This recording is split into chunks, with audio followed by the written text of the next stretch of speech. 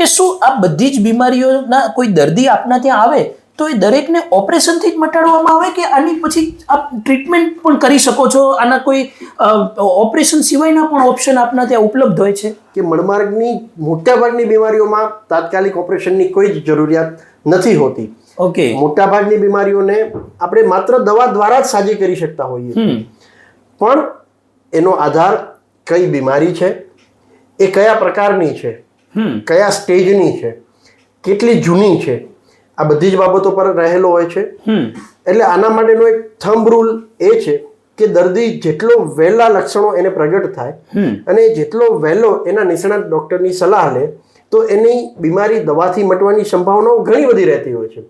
જ્યારે કોઈ બીમારી ક્રોનિક થઈ જતી હોય, ખૂબ જૂની થાય, એનો એક સ્ટેજ એવો આવી જાય કે એ દવાથી માત્ર યાપ્ય રહે. યાપ્ય એટલે શું? કે દવાથી કંટ્રોલમાં રહે, દવાથી એને સિમ્ટમેટિક રિલીફ મળે, જેમ કે એનું દુખાવો બંધ થઈ જાય અથવા તો એનું બ્લીડિંગ ઓછું થઈ જાય કે બંધ થઈ જાય, તો એ યાપ્ય કહેવાય. પણ બીમારી એની કાયમ મટી ન કહેવાય.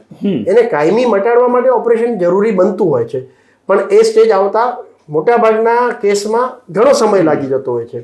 એટલે જે ઇનિશિયલ ટાઈમ છે that is called as a golden period. શું તમને પણ દુખાવો થાય છે? એ દુખાવો કેવા પ્રકારનો છે? શું એ કટિંગ પેઇન છે, થ્રોબિંગ પેઇન એટલે લબક લબક લબકારા મારે એવો દુખાવો છે, એ બળતરા થઈ રહી છે? લખો કમેન્ટમાં.